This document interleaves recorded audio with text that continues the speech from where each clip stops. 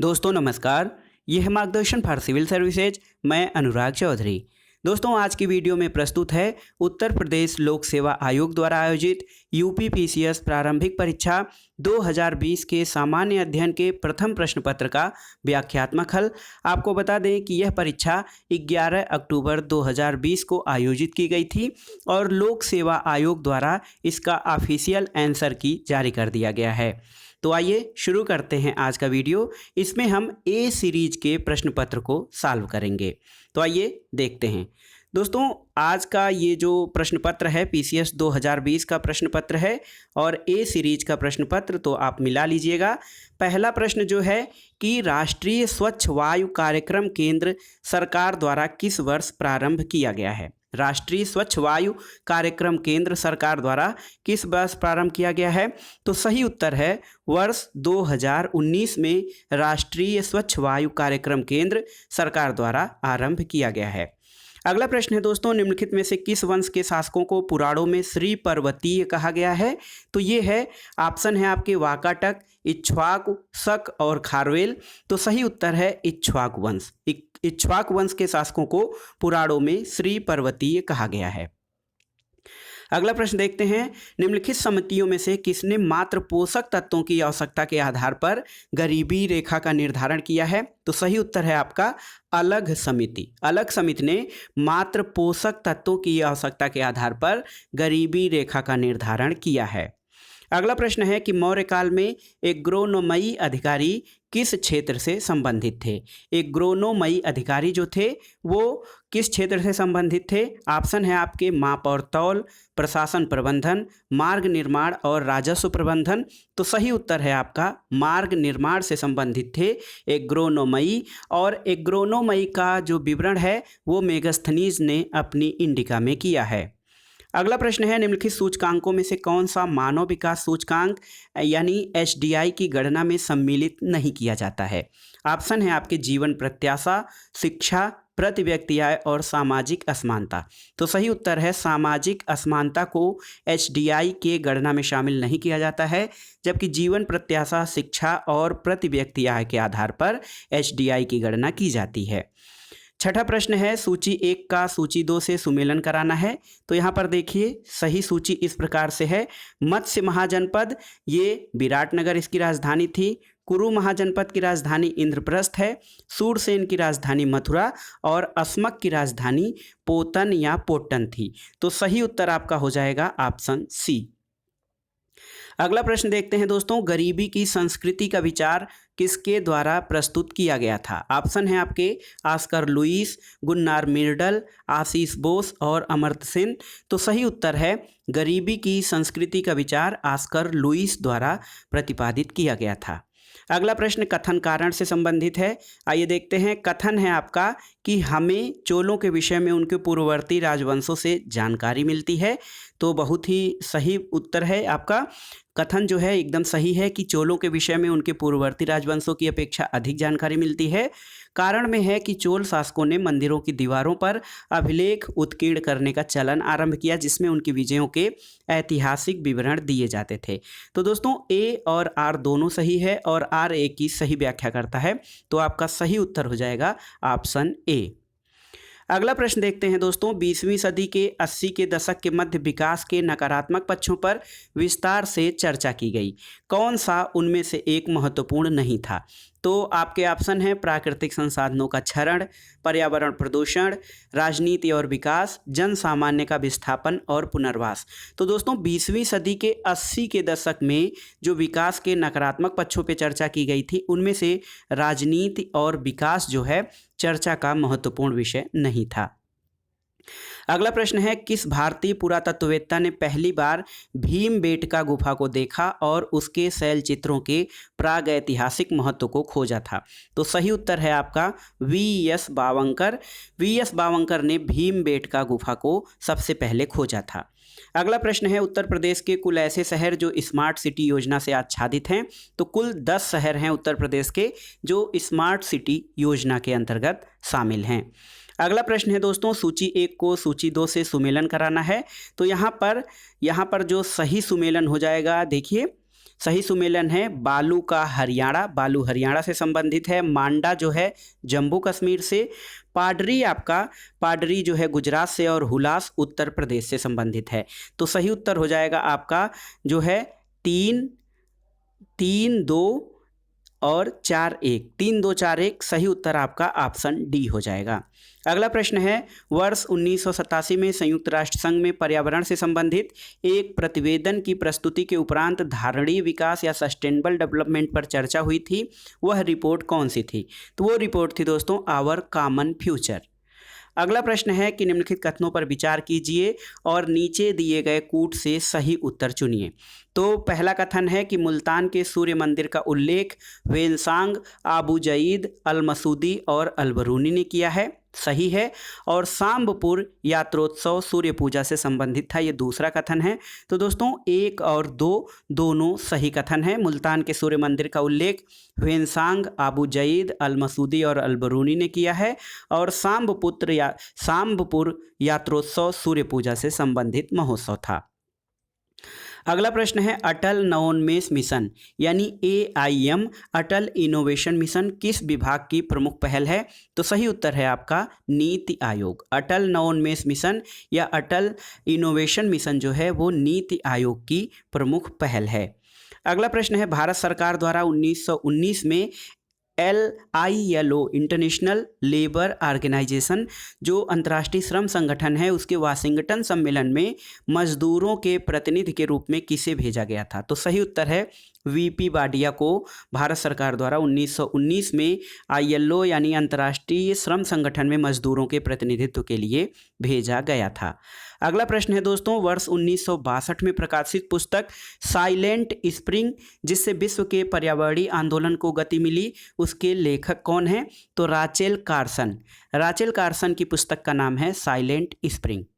अगला प्रश्न है दोस्तों, एक्स ला चैपल जो 1748 की संधि हुई थी उसके संदर्भ में कौन सा सही कथन है? तो प्रथम कर्नाटक युद्ध की समाप्ति हुई थी एक्स ला चैपल युद्ध के द्वारा, सही है। और अंग्रेजों को मद्रास पुनः प्राप्त हुआ था। तो दोनों कथन सही हैं, यानी 1 और 2 दोनों सही है, और सही उत्तर इसका हो जाएगा ऑप्शन सी। अगला प्रश्न है, देखते हैं दोस्तों, समन्वित बाल विकास परियोजना के अंतर्गत कौन सा एक शामिल नहीं है? कौन सा शामिल नहीं है समन्वित बाल विकास परियोजना के अंतर्गत? ऑप्शन है आपके पूरक पोषण, टीकाकरण, पोषण और स्वास्थ्य शिक्षा तथा परिवार नियोजन। तो दोस्तों परिवार नियोजन जो है ये समन्वित बाल विकास परियोजना के अंतर्गत शामिल नहीं है। अगला प्रश्न है, सूची 1 को सूची 2 से सुमेलित कीजिए और दी गई कूट के आधार पर सही उत्तर का चयन कीजिए। तो यहाँ पर देखिए भारतीय शस्त्र अधिनियम, भारतीय शस्त्र अधिनियम जो है ये 1878 में, शाही पद अधिनियम 1876 में, भारतीय उच्च न्यायालय अधिनियम 1861 में और भारतीय विवाह विच्छेद अधिनियम 1869 में पारित किया गया था। तो सही उत्तर हो जाएगा आपका ऑप्शन डी। अगला प्रश्न 21वां प्रश्न भी सही सुमेलन से संबंधित है। सूची 1 का सूची 2 से सुमेलन करना है। तो यहाँ पर जो सही सुमेलन हो जाएगा, यहाँ पर देखिए सिंधु घाटी सभ्यता जो थी ये एक नगरीय सभ्यता थी। इसके अलावा सिंधु घाटी सभ्यता नगरीय सभ्यता थी। इसके बाद देखिए उत्तर वैदिक सभ्यता जो थी वो एक कृषक समाज की सभ्यता थी।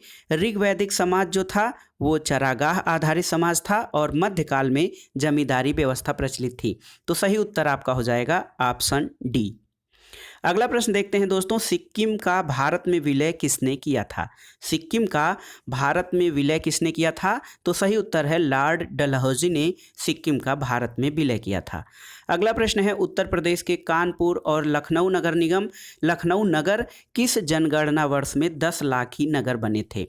यानी मिलियन जो है सिटी जो है मिलियन जनसंख्या वाले सिटी कानपुर और लखनऊ किस वर्ष बने थे? तो दोस्तों 1971 और 1981 में, यानी कानपुर वर्ष 1971 और लखनऊ 1981 में 10 लाख ही नगर बने थे।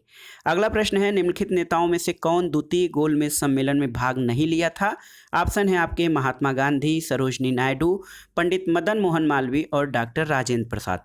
तो दोस्तों द्वितीय गोलमेज सम्मेलन में महात्मा गांधी ने भाग लिया था, जबकि डॉक्टर राजेंद्र प्रसाद ने भाग नहीं लिया था द्वितीय गोलमेज सम्मेलन में। अगला प्रश्न देखते हैं, सूची 1 का सूची 2 से सुमेलन कराना है और सही कूट के आधार पे आपको चयन करना है। तो यहाँ पर देखिए जो आपका सही चयन हो जाएगा, जजमानी प्रथा उत्तर भारत में प्रचलित थी, सारा बलूट प्रथा महाराष्ट्र में प्रचलित थी, इसके अलावा जो मिरासी प्रथा थी दोस्तों ये कर्नाटक में और अडाडे तमिलनाडु में ये व्यवस्था, सामाजिक व्यवस्था थी, ये प्रचलित थी। अगला प्रश्न, सूची 1 का सूची 2 से सुमेलन कराना है। तो यहाँ पर देखिए कुछ पुस्तकों के नाम हैं। देखिए, the story of my deportation, तो the story of my deportation ये लाला लाजपत राय की पुस्तक का नाम है। गीता रहस्य आप जानते हैं बाल गंगाधर तिलक द्वारा लिखी गई थी। A nation in making Surendranath Banerjee द्वारा, और इंडिया विंस फ्रीडम आप जानते हैं मौलाना अबुल कलाम आज़ाद की कृति है। तो सही उत्तर हो जाएगा आपका ऑप्शन ए। अगला प्रश्न है दोस्तों, सर्वप्रथम सीमांत व्यक्ति यानी मार्जिनल मैन की संकल्पना का प्रतिपादन किसके द्वारा किया गया था? ऑप्शन है आपके Robert E park, Robert Redfield, Louis worth और लुई ड्यूमांट। तो सबसे पहले रॉबर्ट ई पार्क द्वारा मार्जिनल मैन या सीमांत व्यक्ति की संकल्पना का प्रतिपादन किया गया था। अगला प्रश्न है, कौन 1755 में डिंडीगुल मैसूर में एक आधुनिक शस्त्रागार की स्थापना किया था? तो दोस्तों हैदर अली, हैदर अली ने 1755 में डिंडीगुल मैसूर में आधुनिक शस्त्रागार की स्थापना किया था। अगला प्रश्न है, कौन सा एक वन्य प्राणियों के विलुप्तीकरण का प्रमुख कारण नहीं है? ऑप्शन है आपके दोस्तों देखिए, प्राकृतिक आवास का नष्ट होना ये कारण है, जंगलों में आग लगा देना ये भी, वन्य प्राणियों का अवैध वाणिज्यिक व्यापार ये भी वन्य प्राणियों के विलुप्तीकरण का कारण है, जबकि जनसंख्या की तीव्र वृद्धि वन्य प्राणियों के विलुप्तीकरण का प्रमुख कारण नहीं है। तो सही उत्तर हो जाएगा आपका ऑप्शन डी। अगला प्रश्न कथन कारण से संबंधित है दोस्तों। देखिए कथन क्या है, तो कथन है आपका, ब्रिटिश सरकार ने भारत के अलग अलग भागों में भू राजस्व की अलग अलग व्यवस्था की थी। सही है। कारण है कि इससे भारतीय किसानों में अलग अलग वर्ग बन गए थे। तो सही उत्तर है आपका ऑप्शन ए और आर दोनों सही हैं और आर ए की सही व्याख्या करता है। अगला प्रश्न देखते हैं, भारत में अगस्त 2020 में निम्नलिखित स्थानों में से कहां पर रेल संग्रहालय राष्ट्र को समर्पित किया गया? तो ये स्थान है हुबली। हुबली में अगस्त 2020 में एक रेल संग्रहालय जो है राष्ट्र को समर्पित किया गया है। अगला प्रश्न देखते हैं दोस्तों, निम्नलिखित ग्रंथों पर विचार कीजिए और उनको कालानुक्रम अनुसार व्यवस्थित कीजिए। तो देखिए सबसे पहले यहाँ पर किताबुल हिंद, आप इसी आधार पे टिक का चयन कर सकते हैं।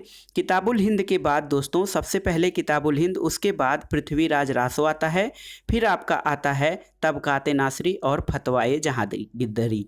तो सही उत्तर हो जाएगा 3, 2, 4, 1।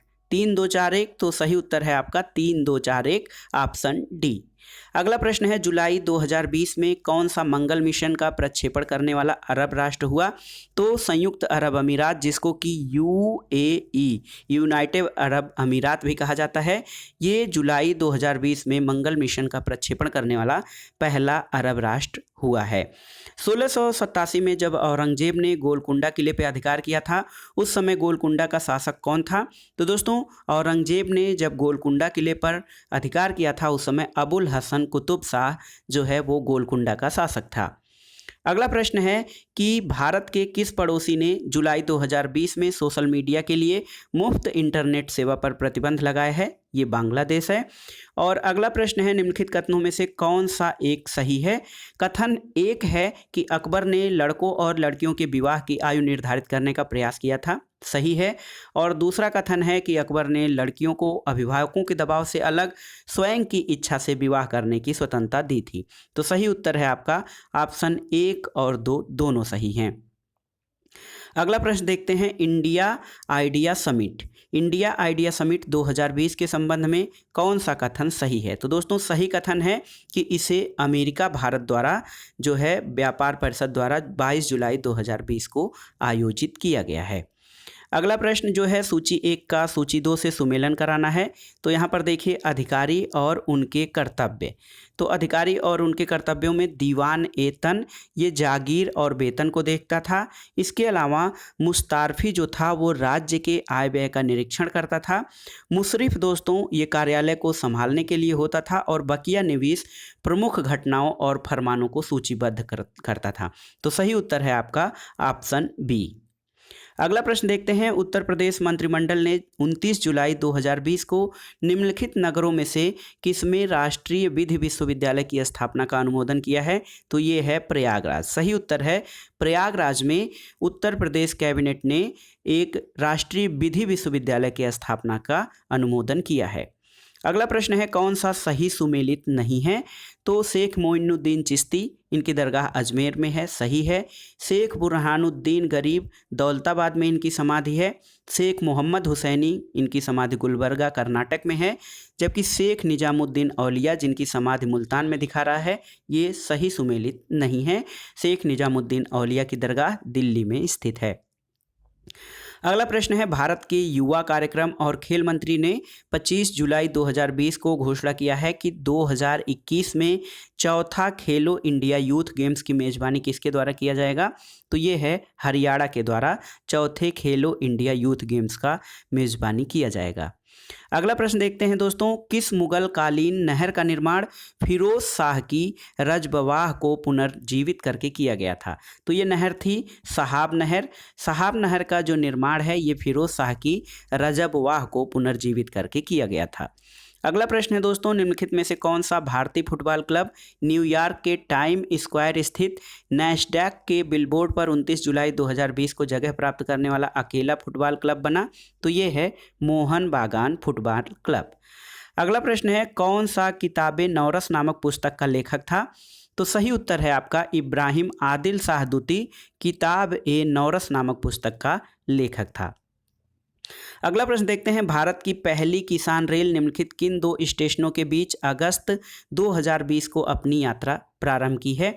तो भारत की पहली किसान रेल ने देवलाली महाराष्ट्र और दानापुर बिहार के बीच अपनी पहली यात्रा प्रारंभ की है। तो सही उत्तर है आपका ऑप्शन बी। अगला प्रश्न है, उत्तर प्रदेश के निम्नलिखित जिलों में से किसमें 2018 में फ्रांस के सहयोग से एक बृहद सौर ऊर्जा संयंत्र को स्थापित किया गया है? तो ये जिला है मिर्जापुर। अगला प्रश्न है, सूची 1 का सूची 2 से सुमेलन कराना है। इसमें आपको बताना है कि कौन सा सही सुमेलित नहीं है। तो सही सुमेलित नहीं है ईस्ट एशिया समिट 2020 सिंगापुर, ये सही सुमेलित नहीं है आपका। 48वां प्रश्न है, जनवरी 2020 में उत्तर प्रदेश में कितने और स्थलों को रामसर साइट में शामिल किया गया है? तो दोस्तों सही उत्तर है उत्तर प्रदेश के 6 स्थलों को रामसर साइट में शामिल किया गया है। रामसर ईरान में है और ये आर्द्र भूमि संरक्षण के लिए ये सम्मेलन या इसके अंतर्गत जो स्थान होते हैं शामिल किए जाते हैं। अगला प्रश्न है कि भारत में निम्नलिखित राज्यों में से किसमें कोविड-19 अवधि में पहली बार ई लोक अदालत प्रारंभ हुई? तो ये है छत्तीसगढ़। और निम्नलिखित जनजातियों में से कौन सा भारत के अंडमान निकोबार द्वीप समूहों की मूल निवासी नहीं है? तो दोस्तों रेंगमा जो है, रेंगमा जनजाति अंडमान निकोबार की मूल निवासी नहीं है, जबकि ओंजे, सोमपेन और हालचू, ओंजे, सोमपेन और हालचू जो हैं ये अंडमान निकोबार की मूल निवासी जातियां हैं। अगला प्रश्न है दोस्तों, भारत सरकार द्वारा जुलाई 2020 में बाघों की गणना 2018 पर जारी विस्तृत रिपोर्ट के संदर्भ में कौन से कथन सही हैं? कथन 1 है कि भारत में विश्व के कुल बाघों की आबादी का 70% है, ये सही है। और भारत के लगभग 30% बाघ अभ्यारण्यों के बाहर रहते हैं। तो इसमें दोस्तों ए और बी दोनों सही है, तो आपका सही उत्तर हो जाएगा ऑप्शन सी। अगला प्रश्न है, कौन सा एक नदी हिमालय ट्रांस हिमालय पर नदी है? दोस्तों कौन सा एक नदी हिमालय पार या ट्रांस हिमालय नदी है? तो ये है सतलज। सतलज नदी एक ट्रांस हिमालयन रिवर है।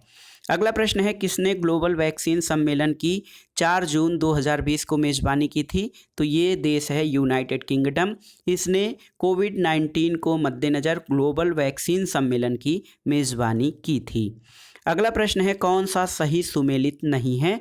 तो इसमें दोस्तों अंगामी जनजाति नागालैंड में ये सही सुमेलित है, बिरहोर झारखंड में सही सुमेलित है, खस अरुणाचल प्रदेश में ये सही सुमेलित नहीं है। तो सही उत्तर हो जाएगा आपका ऑप्शन सी, टोडा तमिलनाडु में ये सही सुमेलित है।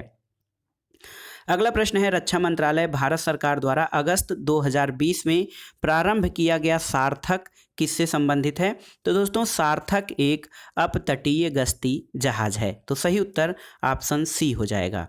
अगला प्रश्न देखते हैं, सूची 1 को सूची 2 से सुमेलन करना है। तो यहाँ पर जो आपका सही सुमेलन होगा वो इस प्रकार से होगा। देखिए, साला झील अरुणाचल प्रदेश में, बड़खल झील हरियाणा में, लोकटक झील आप जानते हैं मणिपुर में है, और कालीवेली झील तमिलनाडु में स्थित है। तो एक क्रम से हो जाएगा 1 2 3 4। सही उत्तर हो जाएगा आपका ऑप्शन ए 1 2 3 4। अगला प्रश्न है दोस्तों, निम्नलिखित में से किस राज्य ने पशु किसान क्रेडिट कार्ड योजना का प्रारंभ वर्ष 2020 से किया है। तो ये राज्य है आपका हरियाणा। हरियाणा ने पशु किसान क्रेडिट कार्ड योजना का प्रारंभ किया है। अगला प्रश्न कथन कारण से संबंधित है। देखिए, कथन है आपका कि अहमदाबाद भारत में सूती वस्त्र उद्योग का सबसे बड़ा केंद्र है, और कारण है कि अहमदाबाद भारत के प्रमुख कपास उत्पादन क्षेत्रों में स्थित है, इसलिए इसे कच्चे माल की कोई समस्या नहीं है।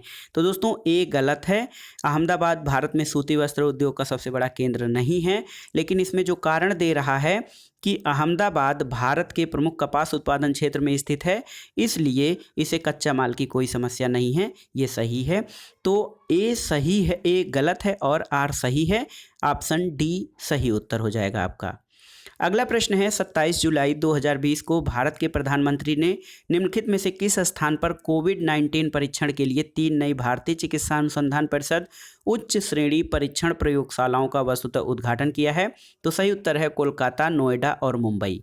CNM कोलकाता, नोएडा और मुंबई में ICMR द्वारा उच्च श्रेणी परीक्षण प्रयोगशालाओं की स्थापना की गई है।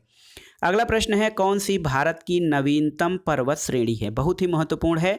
ऑप्शन है आपके हिमाद्री श्रेणी, अरावली श्रेणी, विंध्याचल श्रेणी, पश्चिमी घाट श्रेणी। तो दोस्तों हिमाद्री श्रेणी जो है वो भारत की नवीनतम पर्वत श्रेणी है। अगला प्रश्न है उत्तर प्रदेश के निम्नलिखित में से किस हवाई अड्डे को भारत के केंद्रीय मंत्रिमंडल ने 24 जून 2020 को अंतर्राष्ट्रीय हवाई अड्डे का दर्जा दिया है। तो ये है कुशीनगर हवाई अड्डा। इसमें ये जो है इसे केंद्रीय मंत्रिमंडल ने अंतर्राष्ट्रीय हवाई अड्डे का दर्जा दिया है। अगला प्रश्न सूची 1 का सूची 2 से सुमेलन कराना है। तो यहाँ पर देखिए सूची 1 और सूची 2 का सही सुमेलन इस प्रकार से आप कर सकते हैं। इंद्रावती आप जानते हैं कि छत्तीसगढ़ में स्थित राष्ट्रीय उद्यान है। मोल्लेम जो है ये गोवा में है। कलेसर दोस्तों हरियाणा में स्थित है। और जो बेतवा है, बेतवा आपका झारखंड में स्थित है। झारखंड में बेतवा राष्ट्रीय उद्यान। तो याद रखिएगा इंद्रावती छत्तीसगढ़, मोल्लेम गोवा में, कलेसर हरियाणा और बेतवा जो राष्ट्रीय उद्यान है ये झारखंड में स्थित है। सही उत्तर हो जाएगा आपका ऑप्शन ए। अगला प्रश्न है दोस्तों किस देश को वर्ष 2021-22 के लिए संयुक्त राष्ट्र सुरक्षा परिषद के अस्थायी सदस्य के रूप में जून 2020 में नहीं चुना गया है। तो ये है कनाडा। कनाडा दोस्तों संयुक्त राष्ट्र सुरक्षा परिषद के अस्थायी सदस्य के रूप में नहीं चुना गया है, जबकि आयरलैंड, नॉर्वे और मैक्सिको को इस वर्ष 1 वर्ष के लिए संयुक्त राष्ट्र सुरक्षा परिषद के अस्थायी सदस्यों में चुना गया है। अगला प्रश्न है कौन सा सही सुमेलित नहीं है। देखिए कौन सा सही सुमेलित नहीं है, खनिज और उत्खनन शहर। सही सुमेलित जो नहीं है वो है दोस्तों तांबा, चित्रदुर्ग में लोहे का खनन होता है, ये नहीं सही सुमेलित है। और भीलवाड़ा मैग्नीज, तो ये दोनों 1 और 3 सही सुमेलित नहीं है। आपका ऑप्शन हो जाएगा ऑप्शन सी। अगला प्रश्न है दोस्तों 29 जुलाई 2020 को भारत के केंद्रीय मंत्रिमंडल द्वारा स्वीकृत नई राष्ट्रीय शिक्षा नीति के संबंध में कथनों पर विचार कीजिए। कथन 1 है कि यह डॉक्टर के कस्तूरीरंगन की अध्यक्षता वाली समिति द्वारा तैयार की गई थी, ये सही कथन है। और यह विगत 38 वर्षों से लागू पिछली शिक्षा नीति को बदल देगी, तो ये सही कथन नहीं है। इसलिए ऑप्शन ए केवल 1 जो है ये आपका सही कथन हो जाएगा। अगला प्रश्न है दोस्तों, कश्मीर घाटी स्थित है। तो कश्मीर घाटी पीर पंजाल और हिमाद्री पर्वत श्रेणियों के मध्य स्थित है। याद रखिएगा, पीर पंजाल श्रेणी और हिमाद्री पर्वत श्रेणियों के मध्य है कश्मीर घाटी। अगला प्रश्न है, किस राज्य संघ राज्य क्षेत्र द्वारा 7 अगस्त 2020 को विद्युत चालित वाहन नीति की घोषणा की है? तो ये है दिल्ली। दिल्ली द्वारा विद्युत चालित वाहन नीति की घोषणा की गई है। अगला प्रश्न है, यमुना नदी की निम्नलिखित सहायक नदियों पर विचार कीजिए। तो इसमें आपको बताना है कि पश्चिम से पूर्व की ओर जो है नदियां, इनको व्यवस्थित करना है। तो सबसे पश्चिम में दोस्तों सिंध नदी है, सबसे पश्चिम में। उसके बाद आपकी आती है केन नदी। उसके बाद उसके पूरब में, केन के पूरब में आता है आपका बेतवा नदी। और सबसे लास्ट में यानी सबसे पूरब में चंबल नदी। तो 3, 2, 1, 4 सही सुमेलन हो जाएगा।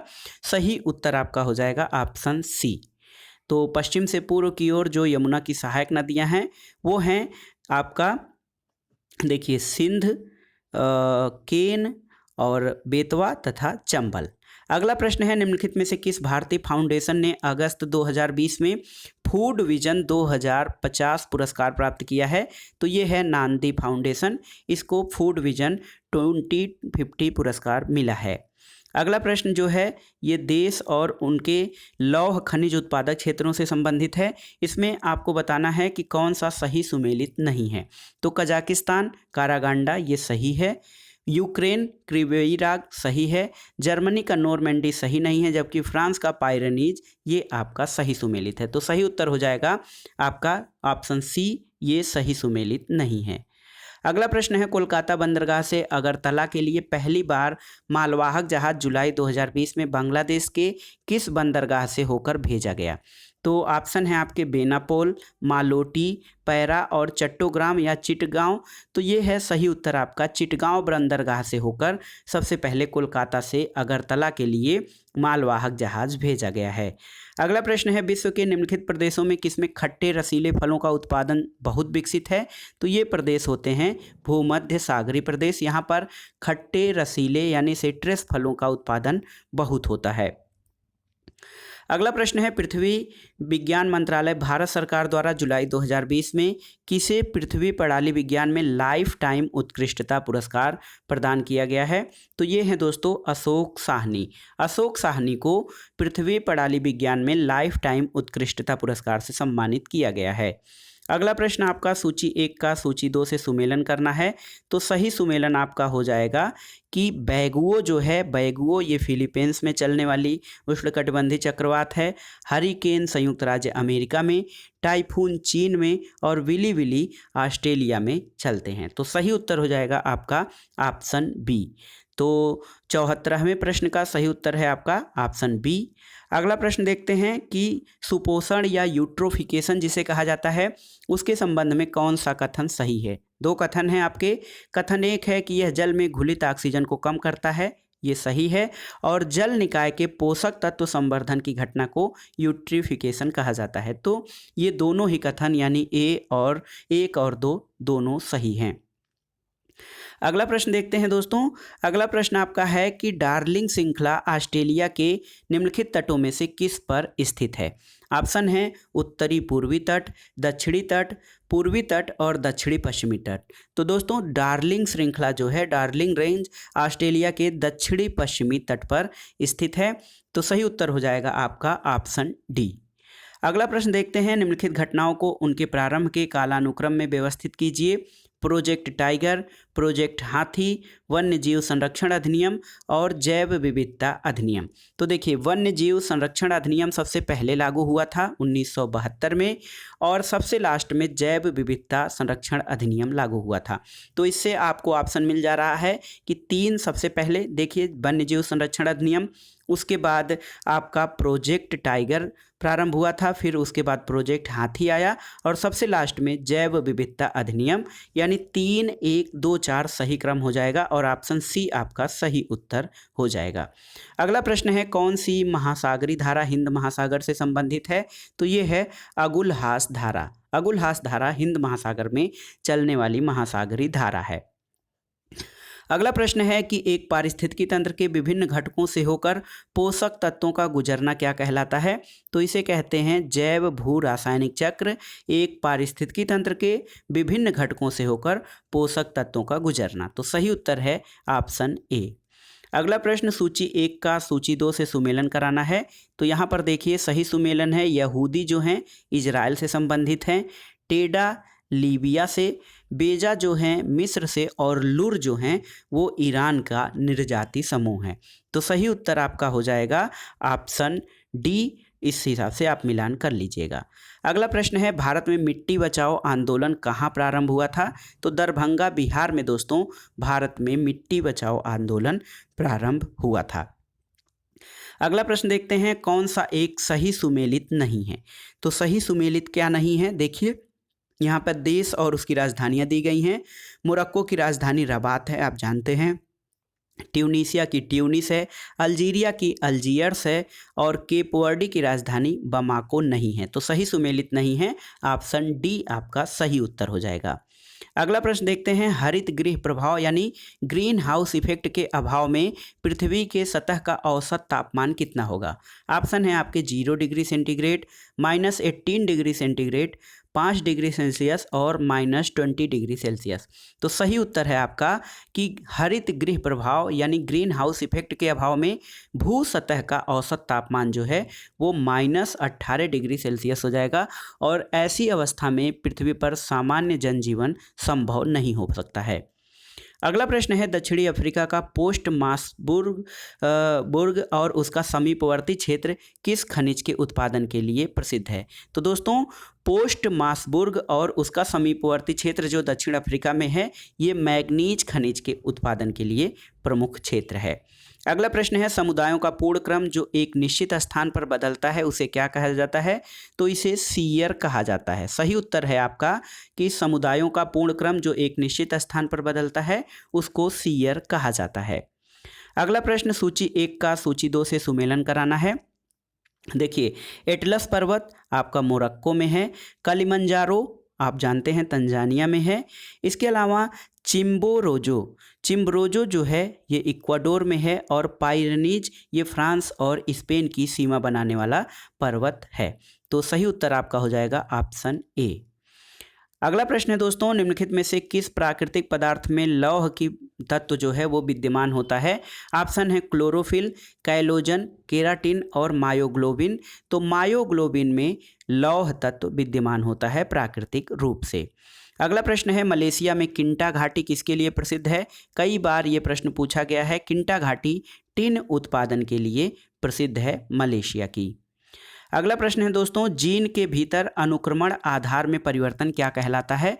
तो इसे उत्परिवर्तन कहा जाता है। जीन के भीतर अनुक्रम आधार में परिवर्तन उत्परिवर्तन कहा जाता है। अगला प्रश्न है निम्नलिखित में से किन देशों से होकर भूमध्य रेखा नहीं गुजरती है? तो ऑप्शन है आपके गैबोन, सोमालिया, भूमध्य रेखी गिनी और रवांडा। तो भूमध्य रेखी गिनी और रवांडा यानी 3 और 4 से होकर जो भूमध्य रेखा या विषुवत रेखा है ये नहीं गुजरती है। तो सही उत्तर हो जाएगा आपका ऑप्शन डी 3 और 4। अगला प्रश्न है फायर अलार्म में किसका प्रयोग नहीं किया जाता है? तो ऑप्शन है आपके फोटो सेल, पानी, सौर सेल और उपरोक्त में से कोई नहीं। तो सही उत्तर है फायर अलार्म में फोटो सेल का प्रयोग नहीं किया जाता है। अगला प्रश्न है भारतीय संविधान और राज्य व्यवस्था से संविधान के किस भाग में पंचायती राज व्यवस्था संबंधी प्रावधान दिए गए हैं? भाग 9, भाग 6, भाग 3 और भाग 4 का। तो आप जानते हैं सही उत्तर है भाग 9। भाग 9 में पंचायती राज व्यवस्था संबंधी प्रावधान दिए गए हैं। अगला प्रश्न है निम्नलिखित में से कौन सा बहुलक एक थर्मोप्लास्टिक नहीं है? तो ये है नियोप्रिन। नियोप्रिन बहुलक एक थर्मोप्लास्टिक नहीं है जबकि टेफ्लॉन, पॉलीस्टीरीन और पॉलीथीन ये थर्मोप्लास्टिक के उदाहरण हैं। अगला प्रश्न है भारतीय संघात्मक व्यवस्था में तृतीय तल कब जोड़ा गया? तो सही उत्तर है 1992। 1992 में जो पंचायती राज व्यवस्थाओं को संवैधानिक दर्जा दिया गया उसके द्वारा भारतीय संवैधानिक व्यवस्था में तृतीय तल या तृणमूल स्तर के लोकतंत्र की व्यवस्था की गई। अगला प्रश्न है मानव शरीर में प्रोटीन का पाचन कहाँ पर होता है? तो उत्तर है आपका आमाशय। आमाशय में प्रोटीन का पाचन होता है। अगला प्रश्न है, कौन सा संविधान के अनुच्छेद 3 के तहत संसद के एक कानून द्वारा संभव नहीं है? दोस्तों, नए राज्यों का गठन ये संभव है, राज्यों के क्षेत्रों में परिवर्तन, राज्यों की सीमाओं में परिवर्तन, जबकि नए राज्यों का प्रवेश ये संविधान के अनुच्छेद 3 के तहत संसद के कानून द्वारा संभव नहीं है। तो सही उत्तर हो जाएगा आपका ऑप्शन डी। अगला प्रश्न है दोस्तों, मानव आहार में पालिश किए हुए चावल के उपयोग से कौन सा रोग हो जाता है? ऑप्शन है सूखा रोग, रक्ताल्पता, घेंघा और बेरी। तो विटामिन बी की कमी से बेरी रोग होता है और पालिश किए हुए चावल में विटामिन बी या नियासिन जो होता है वो ख़त्म हो जाता है, जिसके कारण ये रोग होता है। सूखा रोग विटामिन डी की कमी से, रक्ताल्पता या लौह तत्व की कमी से, ये एनीमिया या रक्ताल्पता लौह तत्व की कमी से होता है, और घेंघा जो है वो पोषक पदार्थ आयोडीन की कमी से होता है। अगला प्रश्न है कि कौन से पदाधिकारियों को हटाने में संसद की कोई भूमिका नहीं होती है? तो सही उत्तर आपका है कि अध्यक्ष संघ लोक सेवा आयोग। संघ लोक सेवा आयोग के अध्यक्ष को हटाने में जो है वो संसद की कोई भूमिका नहीं होती है। अगला प्रश्न है दोस्तों, कौन सा विटामिन मनुष्य में रक्त के जमने के लिए जिम्मेदार होता है? तो सही उत्तर है विटामिन के। विटामिन के जो है वो मनुष्य में रक्त के जमने या थक्का बनने के लिए सहायक होता है। विटामिन ई, विटामिन ए और विटामिन सी। विटामिन ई जो है बंध्यता के लिए, विटामिन ए जो है आँखों की या रोशनी के लिए, विटामिन सी जो है वो हमारे रक्त और स्किन से संबंधित होता है। विटामिन सी की कमी से स्कर्वी रोग होता है। अगला प्रश्न है, पंचायतों के लिए कराए जाने वाले सभी निर्वाचनों का संचालन, अधीक्षण, निदेशन और नियंत्रण किसके द्वारा किया जाता है? तो सही उत्तर है राज्य निर्वाचन आयोग द्वारा। पंचायतों के लिए जो निर्वाचन किया जाता है उसका संचालन राज्य निर्वाचन आयोग द्वारा किया जाता है। अगला प्रश्न है कि मानव मस्तिष्क के बारे में कुछ कथन हैं, उन पर विचार कीजिए। मस्तिष्क हृदय गति को नियंत्रित रखने के लिए उत्तरदायी होता है, सही है। और मस्तिष्क जो है शरीर के संतुलन के लिए भी उत्तरदायी होता है। तो ए और बी यानी दोनों कथन 1 और 2 दोनों सही हैं। तो सही उत्तर हो जाएगा आपका ऑप्शन सी। अगला प्रश्न है दोस्तों, ये देखिए थोड़ा सा विवादित लग रहा है कि कौन सा सही सुमेलित नहीं है, लेकिन आप जब देखेंगे अंतर्राज्य परिषद अनुच्छेद 263 ये सही है, वित्त आयोग अनुच्छेद 280 ये भी सही है, प्रशासनिक न्यायाधिकरण या एडमिनिस्ट्रेटिव ट्रिब्यूनल की व्यवस्था अनुच्छेद 323 ए या 323 क में है, और संघ लोक सेवा आयोग यानी यूनियन पब्लिक सर्विस कमीशन अनुच्छेद 315 में। तो ये चारों जो हैं चारों ऑप्शन सही सुमेलित हैं, जबकि आयोग द्वारा ऑप्शन सी को सही माना जा रहा है कि ये सुमेलित नहीं है। आप देख लीजिएगा अनुच्छेद 323 क में प्रशासनिक न्यायाधिकरण के स्थापना की बात की गई है। तो ये एक विवादित प्रश्न लग रहा है, लेकिन आप देख लीजिएगा ये सभी ऑप्शन सही आ रहे हैं। अगला प्रश्न है, कौन सा पदार्थ वृक्ष से प्राप्त किया जाता है? ऑप्शन है आपके हींग, शिलाजीत, सुहागा और उपर्युक्त में से कोई नहीं।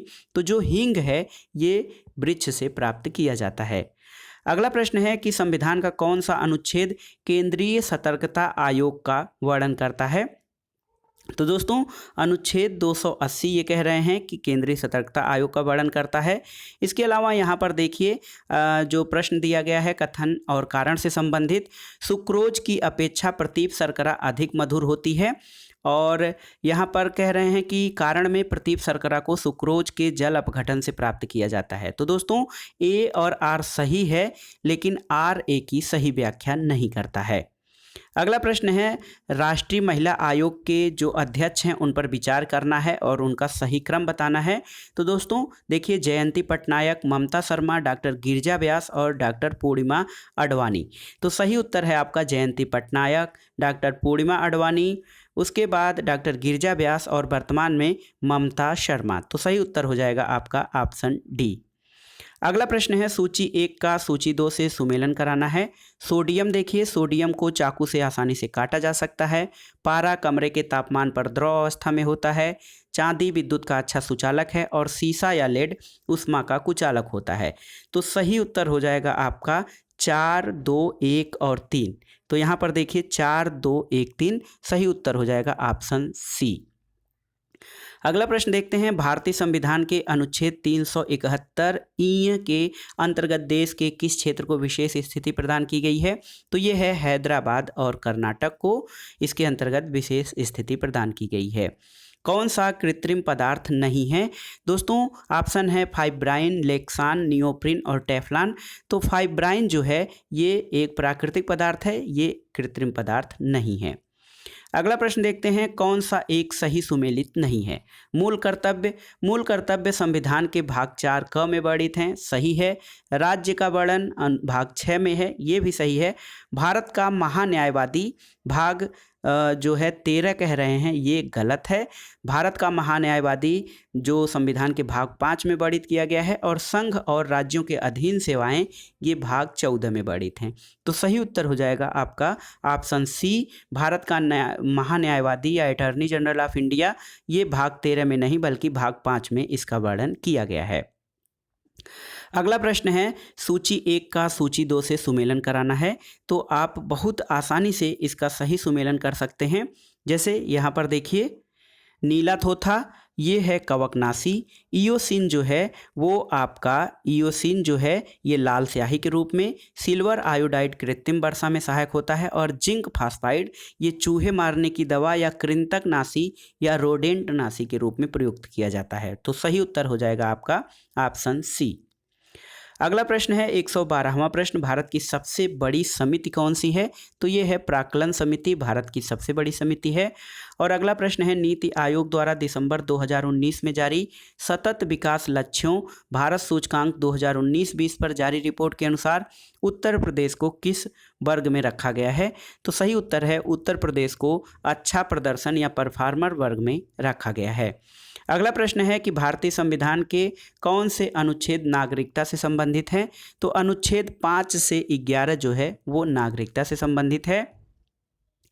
अगला प्रश्न है दोस्तों, उत्तर प्रदेश के निम्नलिखित नगरों में से कौन से विरासत शहर विकास और वृद्धि योजना यानी हृदय के अंतर्गत शामिल किए गए हैं? ऑप्शन है वाराणसी, मथुरा, प्रयागराज और अयोध्या। तो सही उत्तर है 1 और 2 यानी वाराणसी और मथुरा ये विरासत शहर विकास और वृद्धि योजना यानी हृदय योजना के अंतर्गत शामिल किए गए हैं। अगला प्रश्न कथन कारण से संबंधित है। कथन है आपका, भारतीय राजनीतिक व्यवस्था की प्रकृति में निरंतरता एवं परिवर्तन के तत्व मूर्त रूप में पाए जाते हैं, सही है। कारण है कि भारतीय राजनीतिक व्यवस्था में निम्न राजनीतिक कार्यशैलियों जैसे आधुनिक शैली और परंपरागत शैली तथा संत शैली के तत्व समाहित हैं। दोस्तों ए और आर दोनों सही हैं और आर ए की सही व्याख्या करता है। ऑप्शन ए आपका सही उत्तर है। अगला प्रश्न है, प्रजनन के प्रतिस्थापन स्तर तक पहुंचने के लिए जनसंख्या की कुल प्रजनन दर यानी टोटल फर्टिलिटी रेट क्या होनी चाहिए? तो सही उत्तर है 2.1। दोस्तों प्रजनन के प्रतिस्थापन स्तर तक पहुंचने के लिए जनसंख्या की कुल प्रजनन दर 2.1 होनी चाहिए। अगला प्रश्न है, राज्यों में मुख्यमंत्री सहित मंत्रिपरिषद में मंत्रियों की न्यूनतम संख्या क्या हो सकती है? तो सही उत्तर है 12। राज्यों में किसी राज्य में मुख्यमंत्री सहित मंत्रिपरिषद में मंत्रियों की न्यूनतम संख्या यानी कम से कम संख्या 12 हो सकती है।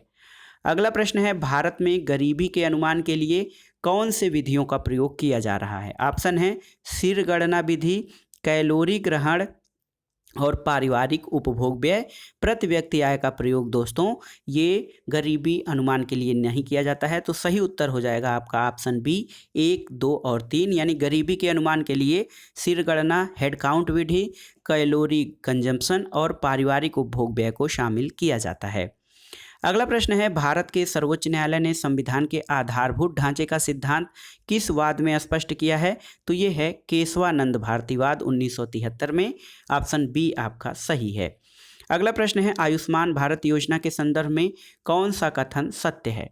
तो सही कथन है कि इस योजना में होने वाले व्यय में केंद्र और राज्यों की भागीदारी 60-40 अनुपात के होती है। तो जो 2 है ये आपका सही ऑप्शन है। अगला प्रश्न है कौन सा एक सही सुमेलित नहीं है। कुछ अनुच्छेद हैं और उनमें जो निहित प्रावधान है। तो देखिए कौन सा सही सुमेलित नहीं है। सबसे पहले शुरू से देखते हैं। अनुच्छेद 39 से समान न्याय और निःशुल्क विधिक सहायता सही है। अनुच्छेद 40 में आप जानते हैं ग्राम पंचायतों के गठन की बात की गई है। अनुच्छेद 44 समान नागरिक संहिता की बात करता है, जबकि अनुच्छेद 48 न्यायपालिका का कार्यपालिका से पृथक्करण, ये आपका सही नहीं है। अनुच्छेद 48 में नहीं, जबकि अनुच्छेद 50 में न्यायपालिका से कार्यपालिका के पृथक्करण की बात कही गई है। तो सही उत्तर हो जाएगा, जो सही सुमेलित नहीं है वो है ऑप्शन डी आपका। अगला प्रश्न है पोषणीय या सस्टेनेबल पर्यटन का मुख्य उद्देश्य क्या है। तो सही उत्तर है दोस्तों ऑप्शन सी। सस्टेनेबल पर्यटन का मुख्य उद्देश्य है सांस्कृतिक अखंडता और पारिस्थितिक प्रक्रियाओं को बनाए रखते हुए पर्यटन और पर्यावरण का प्रबंध करना। अगला प्रश्न है भारत के महान्यायवादी के संदर्भ में कुछ कथन हैं, उस पर विचार करिए। देखिए राष्ट्रपति किसी ऐसे व्यक्ति की नियुक्ति करेगा जो उच्चतम न्यायालय के न्यायाधीश के रूप में नियुक्ति पाने के लिए अर्ह होगा, और महान्यायवादी इतना पारिश्रमिक प्राप्त करेगा जो संसद अवधारित करे। तो इसमें केवल कथन एक सही है कि राष्ट्रपति ऐसे व्यक्ति को महान्यायवादी नियुक्त करेगा जो उच्चतम न्यायालय के न्यायाधीश के रूप में नियुक्ति पाने के लिए अर्ह होगा। अगला प्रश्न है हौसला 2018 के संदर्भ में कौन सा कथन सही है। दोस्तों हौसला 2018 का आयोजन महिला और बाल विकास मंत्रालय भारत सरकार द्वारा नई दिल्ली में किया गया था, सही है। और यह बच्चों की देखरेख करने वाली संस्थाओं के बच्चों का राष्ट्रीय उत्सव था। तो 1 और 2 दोनों कथन सही हैं, तो इसलिए आपका ऑप्शन सी सही उत्तर हो जाएगा। अगला प्रश्न है दोस्तों, नीचे 2 कथन दिए गए हैं, एक कारण है एक कथन है। तो कथन और कारण में कौन सा सही है इसके बारे में आइए जानते हैं। देखिए भारतीय संघात्मक व्यवस्था को अर्ध संघात्मक कहा जाता है, ये सही है। और भारत में एक स्वतंत्र न्यायपालिका है जिसे न्यायिक पुनरीक्षण का अधिकार है, तो ये दोनों कथन सही हैं। लेकिन भारत में जो संघात्मक व्यवस्था है अर्ध संघात्मक इसे इसलिए नहीं कहा जाता है कि भारत में एक स्वतंत्र न्यायपालिका है जिसे न्यायिक पुनरीक्षण का अधिकार है। तो इसमें आपका हो जाएगा कथन और कारण दोनों सही हैं, और कारण कथन की सही व्याख्या नहीं करता है, तो ऑप्शन बी आपका सही उत्तर हो जाएगा। अगला प्रश्न देखते हैं, भारत 5 ट्रिलियन अर्थव्यवस्था का लक्ष्य कब तक प्राप्त करने का लक्ष्य रखा गया है। तो 5 ट्रिलियन अर्थव्यवस्था का लक्ष्य जो है वो भारत द्वारा 2024 तक प्राप्त करने का लक्ष्य रखा गया है। 5 ट्रिलियन इकोनॉमी 2024। अगला प्रश्न है, किस पर गतिरोध दूर करने के लिए लोकसभा और राज्यसभा की संयुक्त बैठक हो सकती है। तो दोस्तों ये है सामान्य विधेयक। यदि कोई सामान्य विधेयक है उस पर लोकसभा और राज्यसभा में कोई गतिरोध उत्पन्न होता है तो उस पर संयुक्त बैठक की जा सकती है। अगला प्रश्न है, मानव गरीबी सूचकांक यानी HPI की अवधारणा मानव विकास रिपोर्ट 1997 में प्रस्तुत की गई, लेकिन मानव विकास रिपोर्ट ने इसे बहुआयामी गरीबी सूचकांक MPI द्वारा किस वर्ष प्रतिस्थापित किया था। ऑप्शन है 1999, 2005, 2010 और 2015। तो सही उत्तर है आपका 2010। अगला प्रश्न देखते हैं दोस्तों, लॉकडाउन के दौरान भारत सरकार के द्वारा प्रयुक्त असाधारण शक्तियों को विधिक आधार निम्नलिखित में से किन कानूनों से प्राप्त हुआ। तो सही उत्तर है आपका, देखिए डिजास्टर मैनेजमेंट एक्ट 2005 और एपिडेमिक डिजीजेज एक्ट 1897। तो सही उत्तर है आपका ऑप्शन 2 और 4। डिजास्टर मैनेजमेंट एक्ट 2005 और एपिडेमिक डिजीजेज एक्ट 1987 के द्वारा लॉकडाउन के दौरान भारत सरकार में जो है भारत सरकार को विधिक आधार पर प्रयुक्त असाधारण शक्तियां इसी कानूनों से प्राप्त हुई थी। अगला प्रश्न 131वां है जो कथन कारण से संबंधित है। कथन है कि राष्ट्रीय ढांचागत पाइपलाइन यानी NIP सरकार द्वारा 2020-30 की अवधि के लिए प्रारंभ किया गया है, और कारण है कि NIP का उद्देश्य सभी को समान ढांचागत सुविधा प्रदान करना है। तो दोस्तों एक गलत है लेकिन R जो है वो सही है। सही उत्तर है आपका ऑप्शन डी। अगला प्रश्न है, सूची 1 का सूची 2 से सुमेलन करना है और सही कूट के आधार पर चयन करना है। तो यहाँ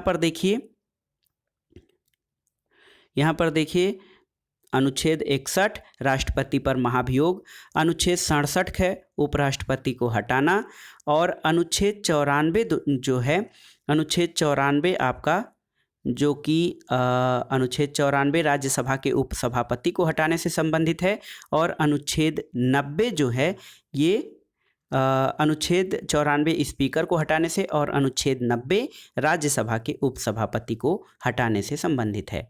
अगला प्रश्न है, विश्व बैंक की ease of doing business report के संदर्भ में कौन सा कथन सही है? तो ease of doing business report 2020 में भारत का 63वां स्थान है, ये सही नहीं है।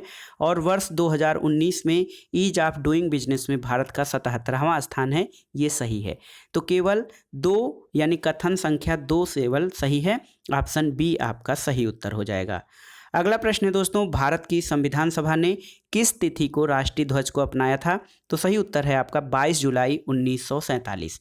भारत की संविधान सभा द्वारा 22 जुलाई 1947 को जो है राष्ट्रीय ध्वज को अपनाया गया था। अगला प्रश्न है, केंद्रीय बजट 2020-21 के द्वारा उत्कृष्ट कारपोरेट बांड में विदेशी पोर्टफोलियो निवेश की सीमा कितनी बढ़ा दी गई है? तो ये सीमा 15% तक बढ़ा दी गई है। अगला प्रश्न है, उत्तर प्रदेश में बायोटेक्नोलॉजी पार्क कहाँ पर स्थापित है? तो ये है प्रदेश की राजधानी लखनऊ में बायोटेक्नोलॉजी पार्क स्थापित किया गया है। अगला प्रश्न है, सूची 1 का सूची 2 से सुमेलन कराना है। तो यहाँ पर देखिए सही सुमेलन इस प्रकार से है, पीएम जन आरोग्य अभियान वर्ष 2018 से प्रारंभ हुआ था, पीएम वय वंदना योजना 2017 से, पीएम रोजगार प्रोत्साहन योजना 2005 से और स्वच्छ भारत अभियान 2014 से प्रारंभ हुआ था। तो सही उत्तर आपका हो जाएगा ऑप्शन ए। अगला प्रश्न है, विकास अनुवीक्षण और मूल्यांकन कार्यालय जो दीर्घकालिक नीति का अनुवीक्षण करता है किस कार्यालय के अंतर्गत आता है? तो ये दोस्तों विकास अनुवीक्षण और मूल्यांकन कार्यालय नीति आयोग के अंतर्गत आता है। अगला प्रश्न है, कौन सा एक प्राकृतिक रूप में वायुमंडल में पाई जाने वाली ग्रीन हाउस गैस नहीं है? तो ये है नाइट्रोजन ऑक्साइड। दोस्तों नाइट्रोजन ऑक्साइड जो है वो वायुमंडल में प्राकृतिक रूप से पाई जाने वाली ग्रीन हाउस गैस नहीं है, जबकि औद्योगिक प्रदूषण के रूप में धुआं या अन्य जो यौगिकों में नाइट्रोजन डाइऑक्साइड ये मिलता है, ये एक ग्रीन हाउस गैस नहीं है प्राकृतिक रूप से पाई जाने वाली, यानी इसका निर्माण औद्योगिक प्रक्रिया के द्वारा होता है। अगला प्रश्न है दोस्तों कि कौन सा कथन खुदरा व्यापारियों या दुकानदारों और स्वरोजगार वाले व्यक्तियों के लिए राष्ट्रीय पेंशन योजना के बारे में सही नहीं है?